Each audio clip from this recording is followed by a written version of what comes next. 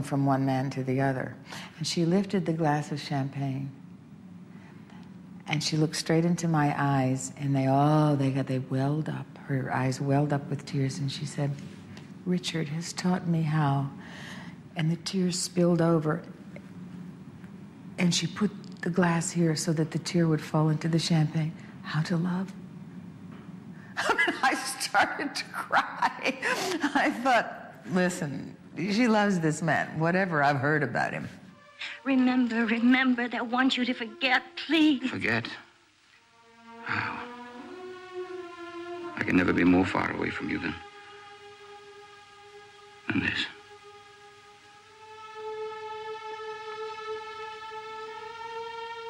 Her affair with Burton was not thought to be quite right because she was married, he was married, and in those days it was not thought to be, it wasn't what the Hollywood publishers wanted at all.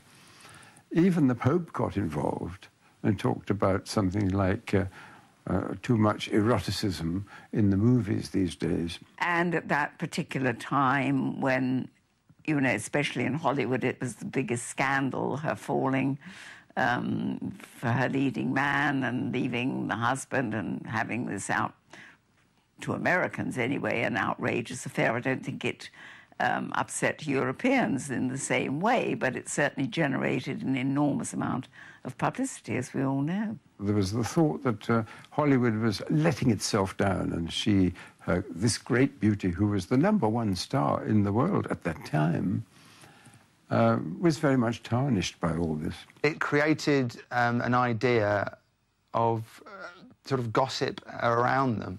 That kind of existed in Hollywood, but I think this idea that you would follow the making of a film as much as, and what was going on behind the scenes as much as what the film was entirely new. And Cleopatra invented that. So Cleopatra, in many ways, invented our modern concept of stardom and celebrity. So much has happened so quickly. Suddenly I have the pieces of a broken world to pick up. Caesar, you running off at night like this? Do you suggest that I stay? Why? Don't ask me to be clear about my feelings right now. I'm tired. And with you, even at my best, it's never easy to say my meaning. When this epic project wrapped, she followed Burton to Canada for the filming of Hamlet. The affair became official, and both split from their previous partners. Burton said, "At first it was lust, and then I got to know her, and it was love." You know, Burton was, at that point, you know, he wasn't a big movie star. He was a star of stage and whatnot. And she's in her suite at the hotel, and he comes in, and she's being visited by a man from Van Cleef, who spreads his wares out, these jewels, and she's looking at them because Elizabeth Taylor, everybody knows, loved jewelry. And he evidently didn't know anything about jewelry. He said, "Well, how much does this cost?" And she'd say, "Well, that's $300,000, or, you know, that's $600,000. And then Burton said to her, "What man would spend that much money on things like this?" And she looked up at him and said, "You will." They escaped to Mexico together, but never fully managed to escape the flashbulbs. The first time I encountered Elizabeth, when she was, at that point, Richard's girlfriend on Night of the Iguana. And they used to, well, he used to come first, and then she'd normally come over a bit later in the morning. And she always had wonderful jewellery, and I'd say, "Oh, that's nice." So from that, the first time I said, "Oh, I like your jewellery," she used to come every day and show me what she was wearing. Burton adored her, and she was in awe of him. They married at the Ritz-Carlton Hotel in Montreal. They were very much together, but he, you know, he'd tell her off or make funny jokes, and she was always, you know, she always laughed. She never took offence at it. And I do remember, you know, sort of going up. She said to me, "Did you want to come upstairs for lunch today?" And I went up to the dressing room, and there was a mound of food. So I said, "How many more are coming?" She said, "Oh, no, just, you know, the 4 of us or 5. There was enough food there for 10. And Richard said, "That's why she's getting fat, because she eats too much." Anyway, we had a nice lunch, and Richard is saying to her, "Now, get downstairs, you know, you've got to be on the set." And that's, I do remember him turning round and saying, "She'll be late for her own funeral." And that's exactly what she arranged for. They were the world's most famous celebrity couple of the time, but managed to appear in 3 unmemorable films together.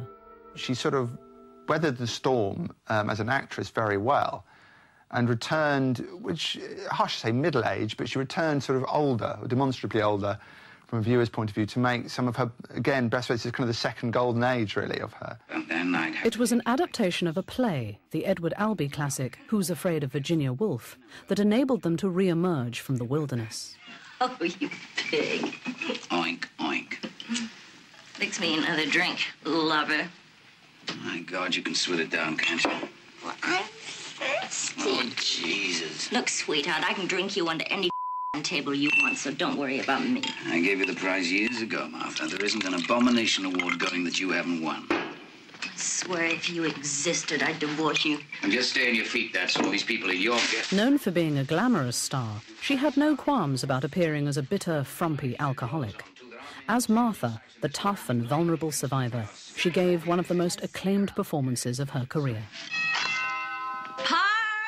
There was obviously a great tension on set. It was a boozy, flamboyant, vicious part. Get to that door, you. Do you? Come on in! I said get over there and answer that door. All right, love. Whatever love wants. Who's Afraid of Virginia Woolf won her a second, very deserved Oscar. And again, not for a beautiful role in the sense of glamour and stardom, but for some, a willingness to ruffle herself up, to appear dowdy almost, which is sort of an unheard of thing, really, for stars. It may be that the story needed a bibulous leading lady, and by that time she was drinking a lot. Of course, Richard Burton was drinking a lot as well, but that was very much in character with the film, and the two went at each other absolutely throughout. And I thought, when you look at the film, the one who gave the most blazing performance was Elizabeth Taylor, not Richard Burton at all. He was very good, but not as good as her. I said I warn you. I'm impressed. I warned you not to go too far. I'm just beginning. What she was prepared to do in the way of dressing herself down and graying her hair and looking like hell, I mean, that's the mark of a real, of an actress who wants to stand up and be counted. You don't do those things unless you have the confidence to carry it off. And that took a lot of confidence. She, was very brave to play around with the idea of her own beauty like that, to shake it off and to be real, to expose herself. Again, it's something she's never given enough credit for, that she didn't play you can never imagine Grace Kelly ruffling herself up to that degree. She was always Grace Kelly, glorious, but that's what you got. You have ugly talents, Martha. Is that so? Don't encourage her. Encourage me. Go on. I warned you, don't encourage her. He warns you. Don't encourage me. I heard him. Tell me more. That scene in the Roadhouse with the booze and the defiance of her own beauty. I mean, she really let herself be ugly and trampy and bloated and drunk. Elizabeth Taylor was quite modern in that respect, that I think a lot of modern actresses would look at what she did at that time, Nicole Kidman's, Cate Blanchett's and Jessica Lange's, and they would say, well, we probably learned a lot from her willingness to remove the makeup of glamour. And again, they were amongst the best roles. When she kind of toughened up, this great Elizabeth Taylor emerged. Who's afraid of Virginia Woolf, Virginia Woolf, Virginia Woolf? I am, George. And so she won her Oscar very deservedly for that, I think. And anybody who says she was not a good actress should look at that film. Of course, this produced quite a lot of tension between the two. She desperately wanted an Oscar. And there's no question that he was glad she got one. But at the same time, he rather felt he should have been included too as Best Actor. Getting angry? The most difficult part, of course, of all was Elizabeth's. Such a good. Maybe Georgie boy didn't have the stuff. She dominated the film. She won an Oscar for it, he said bitterly. The maybe he didn't have it in him. Stop it, Martha. And I didn't, he said equally bitterly. It may be that her life was in pretty good turmoil at that time, and that fitted the role. But at the same time, my goodness, the two of them together have never been better. Good morrow, Kate. Good, Kate. Later, Franco Zeffirelli brilliantly captured their fiery passion in his production of Shakespeare's The Taming of the Shrew. They fought as passionately on screen as they did off Come, it. you wasp. I' faith, you are too angry. If I be waspish, best beware my sting. She just instills all that kind of irritation into the role that she drives you mad. And maybe you've got an idea of what it might be like to be married to Elizabeth Taylor, certainly if you're Richard Burton through it. Who knows not where a wasp doth wear his sting? In his tail. In his tongue. Whose tongue? Yours, if you talk of tails, and so farewell. After Virginia Woolf, The Taming of the Shrew was really pretty good natural for Elizabeth Taylor. And the fact that she had the great Zeffirelli, Franco Zeffirelli, directing was something else, too. I wanted to do Taming of the Shrew with Sophia Loren and Mastroianni. My agent said, you got to be joking. Do it with a proper international cast. I said, who? The Burtons. Imagine the Burtons that will come with me. Don't worry. So my agent arranged a meeting with Richard, and it worked very well, and we did the film. She was not at all worried by the fact that she was going to make a film with a European art director, as it were, compared to a Hollywood director. She said it was completely different, and she liked it very much.